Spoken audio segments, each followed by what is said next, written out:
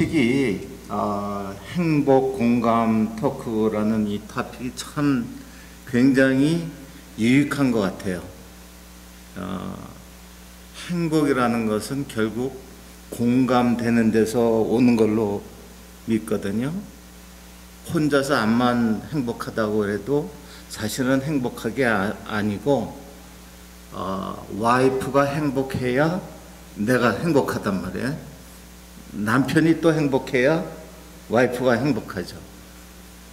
그래서 행복은 공감하는 데서 행복이 온다 하는 그런 컨셉을 가지고 이 주제를 잡으셨지 않나 하고 참 기가 막히게 좋은 토픽을 잡으셨다 이렇게 생각을 합니다.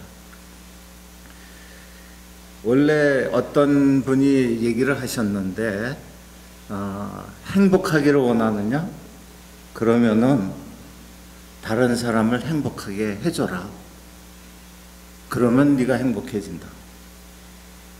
이거는 모든 우리 삶의 분야에서 다 적용이 되는 것 같습니다.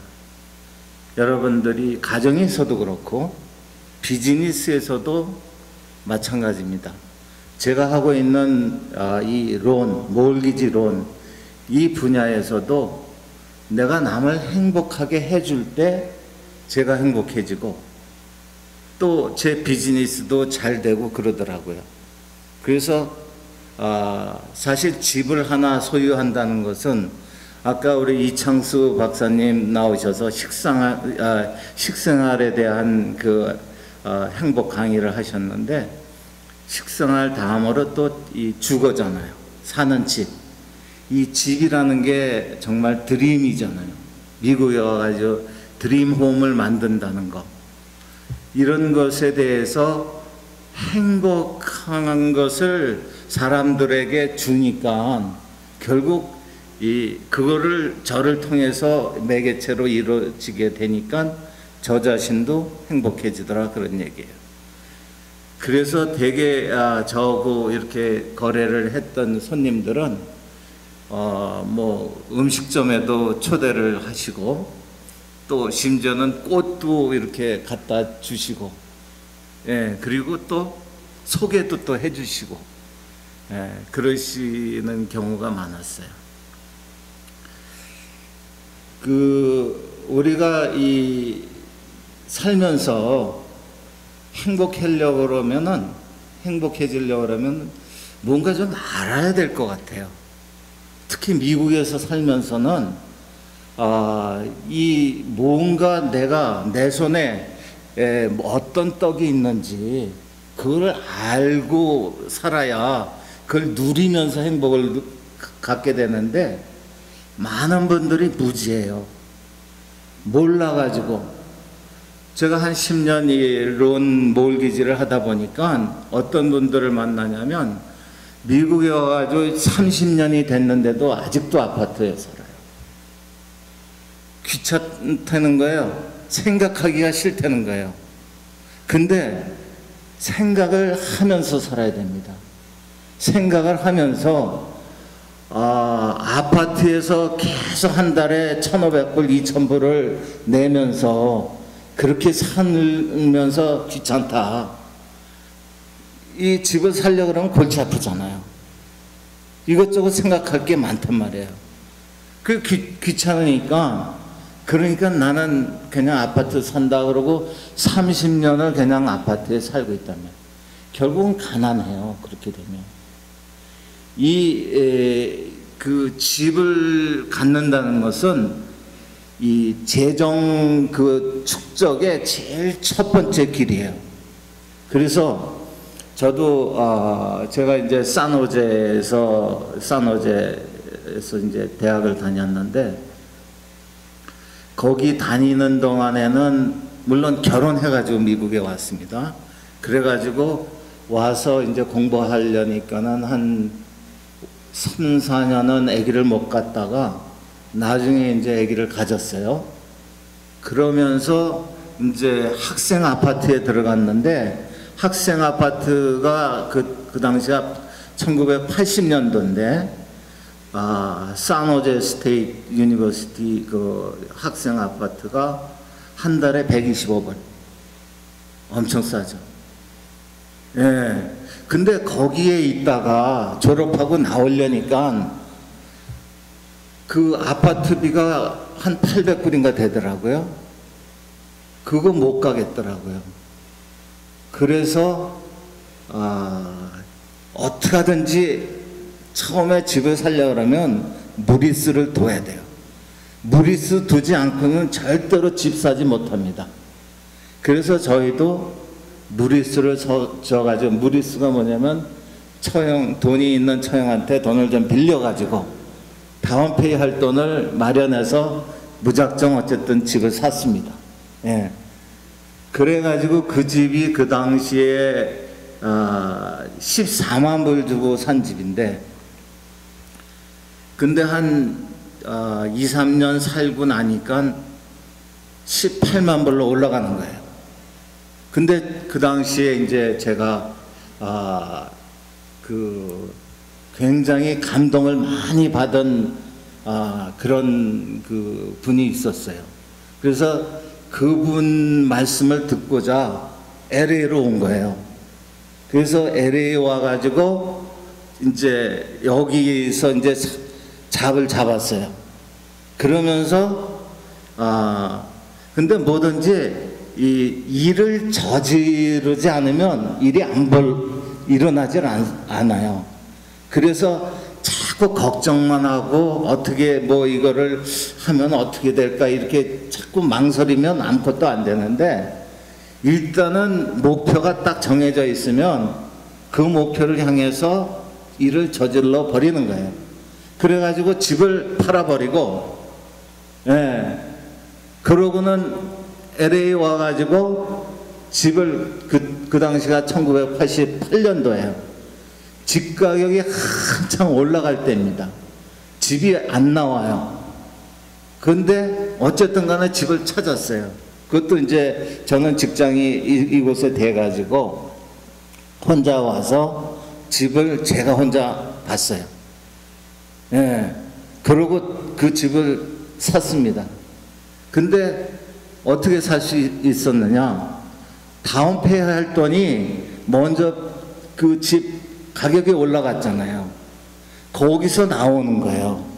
그래가지고 이곳에 와서 그 집을 88년도에 28만 불 주고 샀는데, 지금이 그 가격이 얼마나 올랐겠어요? 60만 불이 남아요. 예. 근데 집을 산다는 것은 제가 말씀드렸지만 재산 축적의 가장 첫 번째 할 일입니다. 그래서 저는 만나는 사람마다, 특히 젊은 사람들한테는 무조건 집 사라. 가능하면 집을 사라. 근데 여기서 대학교 졸업하고 둘이서 만약 결혼해가지고, 그래가지고 한 달에 한 사람이 5만 불씩만 벌어도 10만 불 벌잖아요. 그러면 다운페이 할 돈 부모한테 그저 뭐 5%니까 5%만 다운해도 살 수가 있어요. 예. 그러니까는 뭐 한 2만 불? 그 정도만 있으면 집을 산단 말이에요.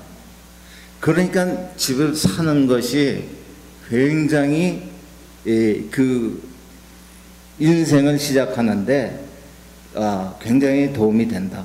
또 두 번째는 이 재산 축적만 뿐만 아니라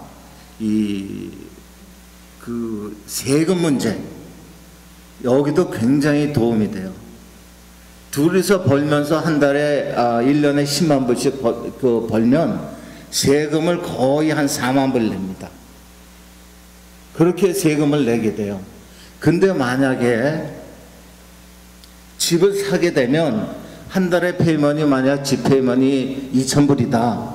그러면 1년에 그 디덕션 받을 수 있는 게 거의 2,200불 정도가 돼요. 아니 22,000불.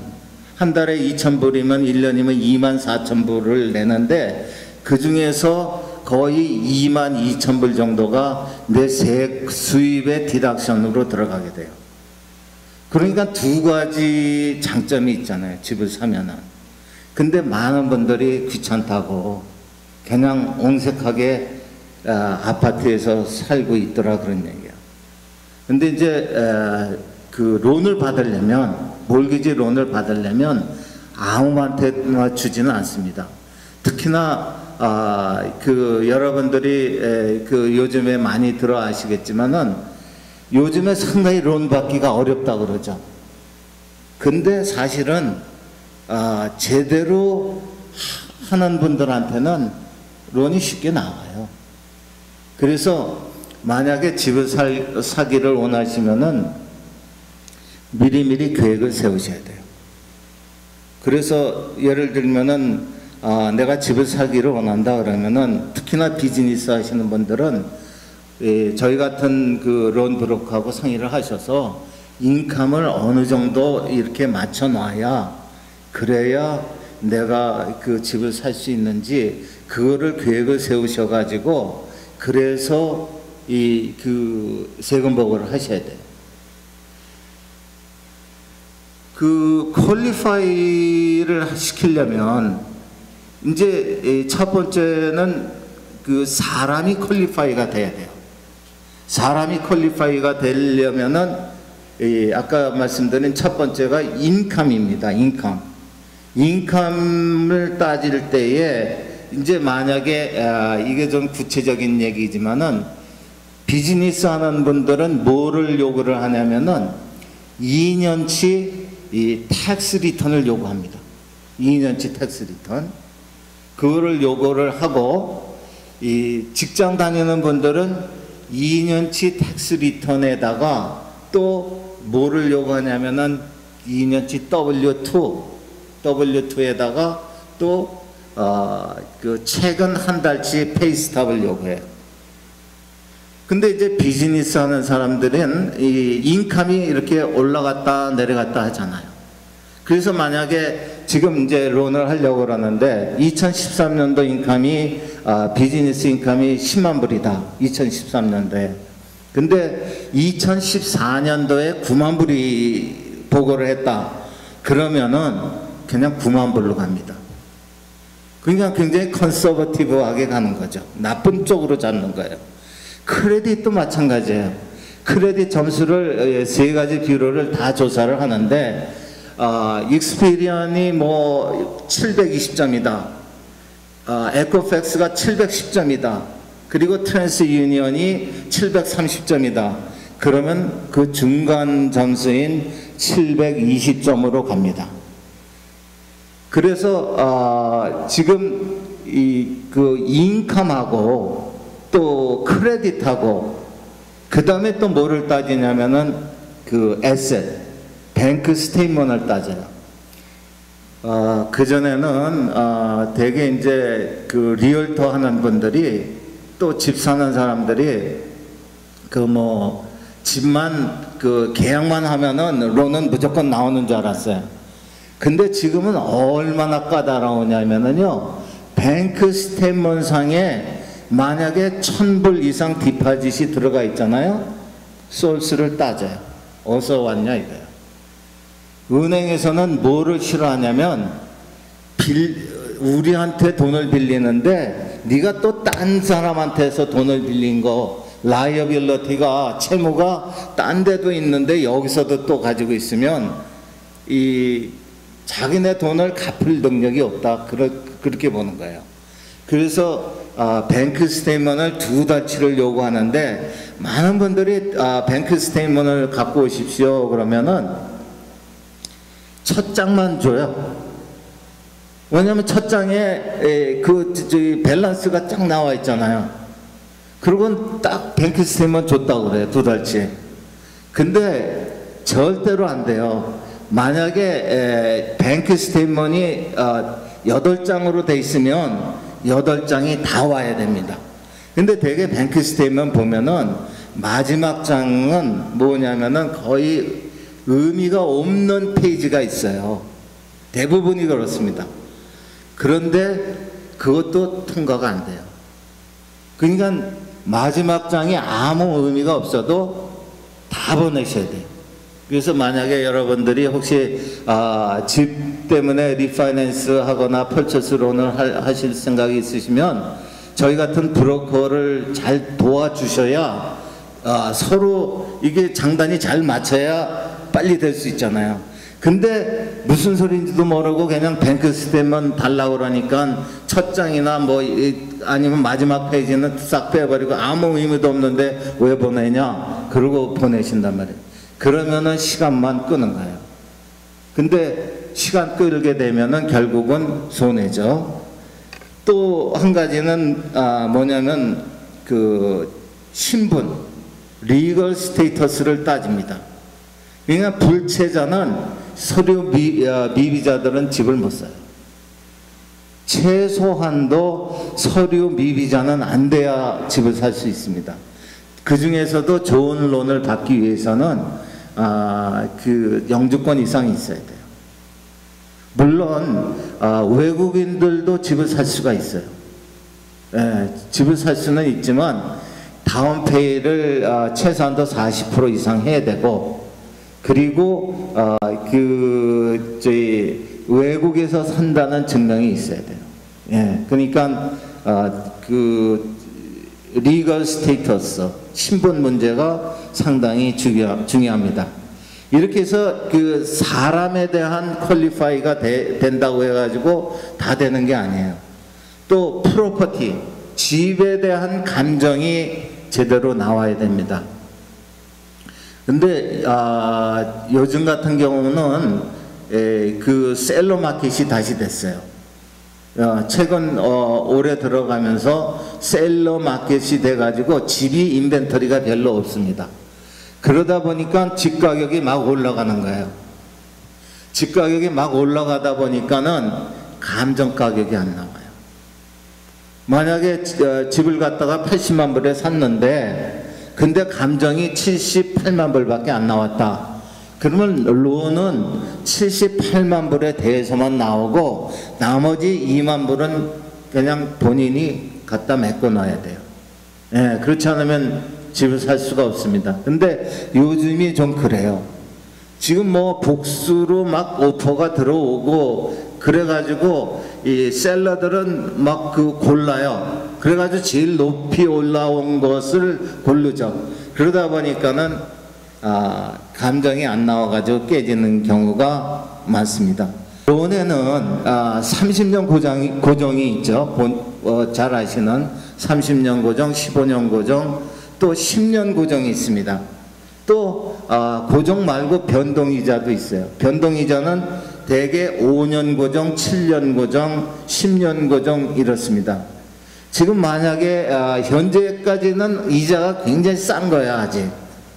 그 전에 제가 10년 전에만 해도 이자가 보통 30년 고정 7%, 뭐 8% 그랬어요. 근데 지금은 30년 고정 이자가 아직도 3.75. 한 두 달 전만 해도 3.25 이랬어요. 예. 지금 현재로서는 이자율이 계속 올라가고 있는 추세입니다. 예, 계속 올라가고 있어요. 왜냐하면 아직도 낮기 때문에.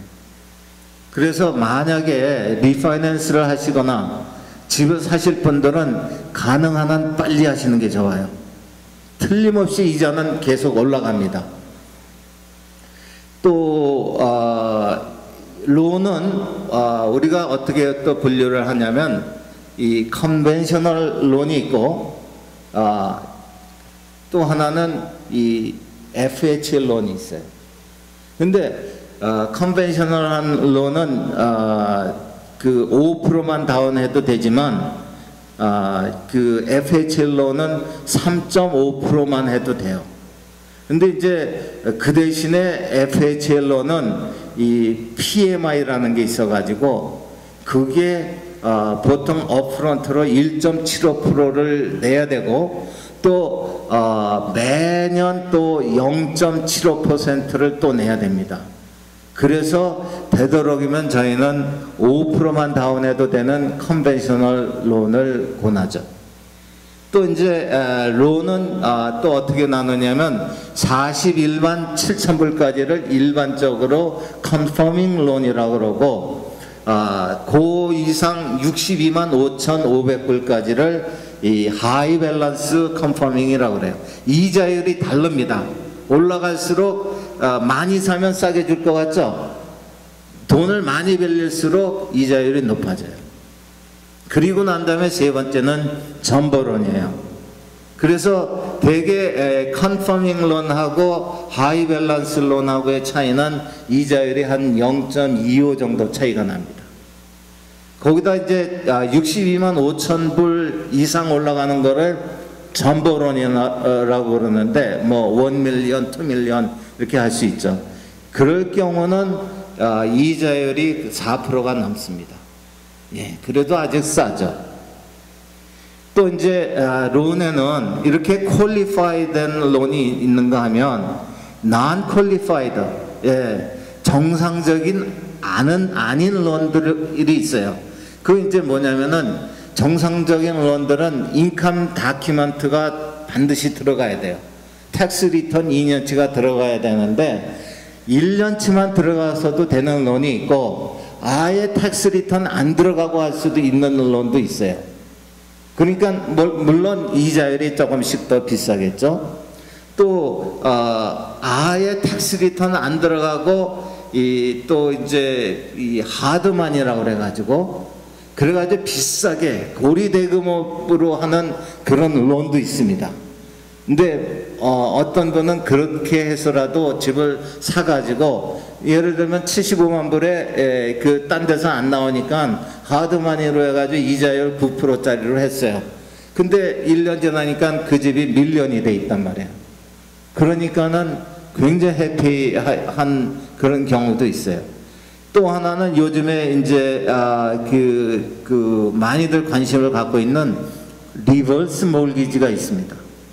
이건 뭐냐면 그 집의 액거리가 만약에 집 가격이 한 밀리언 나가는데 현재 남아있는 액거리가 그저 한 40만 불밖에 안 남았다.